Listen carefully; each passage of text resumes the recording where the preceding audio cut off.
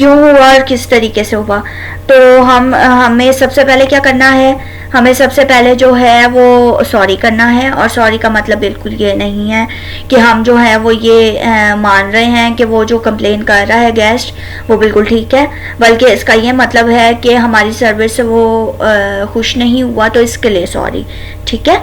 और third point ये है कि जो है अपॉलॉजी अगर हम करेंगे, अगर हम सॉरी कर देंगे तो उससे ये होगा कि वो हमारे लिए इजी हो जाएगा कि हम जो है वो दिफा कर सकते हैं अपना, मतलब कि हम उसको एक्सप्लेन कर सकते हैं कि ये क्यों हुआ, या हम उसको ये कह सकते हैं कि कुछ देर में आपके जो कंप्लेन है वो ठीक हो जाएगी, ठीक है। अगले पे चलते हैं, 7th पॉइंट पे, नेवर ब्लेम अदर्स, मतलब कि इल्ज़ाम दूसरों को नहीं देना हमने। Never blames other, never blame others और अदर्स डिपार्टमेंट, मतलब कि दूसरे लोगों को हमने इल्ज़ाम नहीं देना या दूसरे डिपार्टमेंट को हमने इल्ज़ाम नहीं देना।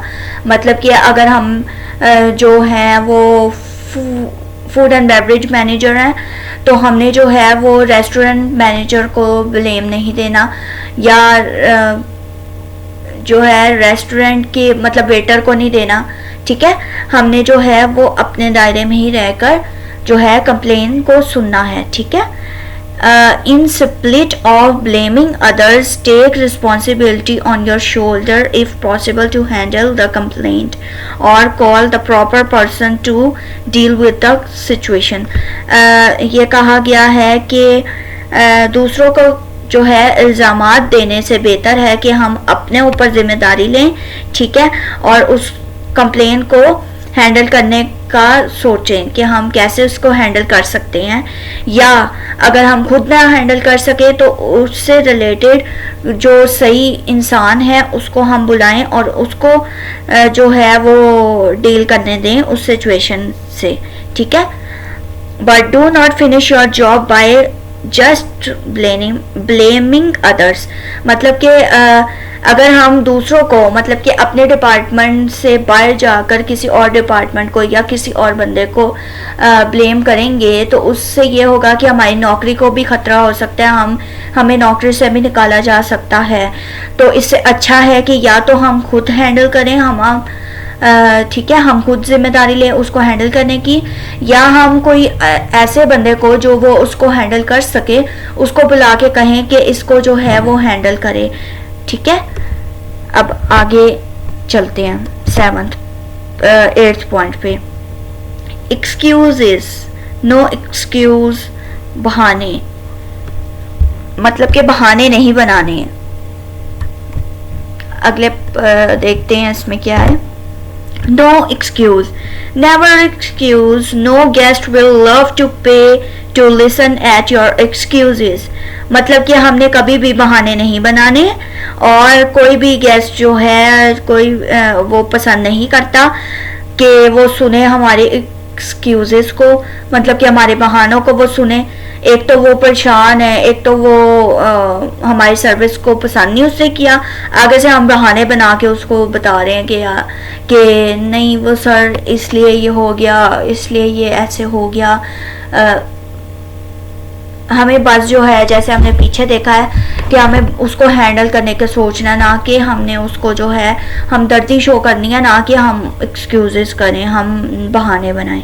There are some common excuses like today we are short of staffs, मतलब कि कुछ excuses ऐसे होते हैं कि हम कहते हैं कि आज जो है हमारे पास स्टाफ कम था इस वजह से ऐसे हो गया, या वी आर वेरी बिजी, कि हम बहुत ज़्यादा बिजी थे आज। ऐसी एक जो है वो excuses होती है, बहाने होते हैं जो हमें नहीं करने। Excusing is not the proper approach, rather try to explain, मतलब कि जो बहाने हैं वो कोई सही तरीका नहीं है, ठीक है, कंप्लेन को हैंडल करने का, बल्कि हमें जो है वो एक्सप्लेन करना चाहिए उसको कि क्यों ये हुआ, या उसको ये कहना चाहिए कि हम अभी जो है सर आपकी प्रॉब्लम को सॉल्व कर देते हैं। If you are short of staff, explain it and show possible way to solve it. हम ये कर सकते हैं अगर हमारे पास जो है वो थोड़ा मतलब कि थोड़े स्टाफ है, ठीक है, जैसे गेस्ट, थोड़े स्टाफ से मुराद है कि वेटर वगैरह हमारे पास थोड़े हैं, ठीक है, या जिसकी वजह से सर्विस ठीक नहीं हुई वो थोड़े हैं, तो हम वो उसको बता सकते हैं। लेकिन हम उसको ये कहेंगे कि हम आपकी जो कंप्लेन है उसको हम सॉल्व करने की कोशिश बेहतर तरीके से करते हैं, ठीक है। ये सिर्फ क्या के कि हमारे पास आज जो है वो कम स्टाफ था और बस छोड़ दें इस चीज़ को, ऐसा नहीं करना, बल्कि हमने उसको ये भी बताना है और उसको सॉल्व भी करना है, ठीक है, कि हम आपकी जो कंप्लेन है उसको सॉल्व करते हैं और जो है उसको सॉल्व करके उसके मतलब कि सॉल्व भी करना है। अब आगे 9th पे, not try to make your guest wrong, मतलब कि कभी भी जो है अपने गेस्ट को गलत नहीं कहना। जैसे हमने पीछे देखा कस्टमर इज ऑलवेज राइट या कस्टमर इज द बॉस, तो इसलिए हमने जो है कस्टमर को कभी भी गलत नहीं कहना। आगे हम देखते हैं, not try to make your guest wrong, it is told that guest is always right.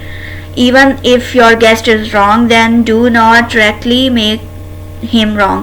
मतलब कि गेस्ट को कभी भी अगर वो गलत भी है तो हमने कभी सीधे तरीके से उसको ये नहीं कहना कि तुम गलत हो या उसको फील नहीं करवाना। Logically explain why you cannot fulfill his demand, मतलब कि जो वो चाहता है वो क्यों नहीं हुआ, उसको जो है वो अच्छे तरीके से बयान करना है, ना कि उसको सीधे तरीके से बता देना कि जी आप गलत हैं, ठीक है।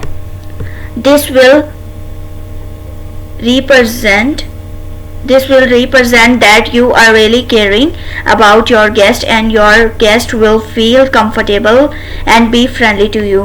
ऐसे क्या होगा अगर हम जो है वो उसको मतलब कि एक्सप्लेन करेंगे अच्छे तरीके से और उसको बताएंगे कि आप जो चाहते हैं वो क्यों नहीं हो पाया, तो इससे ये होगा कि वो समझेगा कि हाँ ये बंदा जो है बहुत ज़्यादा केयरिंग है, ठीक है, और ये जो है मुझे बहुत ज़्यादा कंफर्टेबल फील करवाना चाहता है और वहाँ का माहौल जो है वो अच्छा और खुशगवार हो जाएगा, ठीक है। अब अगले पॉइंट पर चलते हैं। लास्ट पॉइंट है बी ऑनेस्ट, ठीक है। हमें मतलब कि सच्चाई से चलना है। Be honest with in your self, never give any promise which you cannot maintain, मतलब कि हमें अपने साथ जो है वो ईमानदार रहना है और हमने कोई भी ऐसा वादा नहीं करना जो हम देर पा तक ना कर सकें, ठीक है। हमें हमेशा वो वादा करना है जो कि हम देर पा तक कर सकें। Also do take follow up steps whenever a guest comes to you with any complaint, then responsibility put on your shoulder, ठीक है। मतलब कि जब भी जो गेस्ट है वो कोई भी आपके पास कोई भी कंप्लेन लेके आता है तो आपके ऊपर जो है वो एक जिम्मेदारी आ जाती है, ठीक है। even you are not engaged with the complaint but you have to take regular follow up, मतलब कि अगर वो कंप्लेन जो है वो हमारे से रिलेटेड नहीं भी है, मतलब कि हमने हमारा डिपार्टमेंट या हमने वो नहीं भी गलती की, लेकिन जो है वो हमने उसको रोज़मर्रा की तरह जो है वो लेना है और उसको जो है देखना है, ठीक है। ऐसे नहीं करना कि हम उसको जो है इग्नोर कर दें, ठीक है। हमारे ऊपर वो जिम्मेदारी है क्योंकि वो हमारे पास लेके आया है उस कंप्लेन को, तो हमने उसको जो है रोज़मर्रा की तरह देखना है, ठीक है। अब इस पॉइंट के साथ जो है उम्मीद है आप लोगों को समझ आई होगी।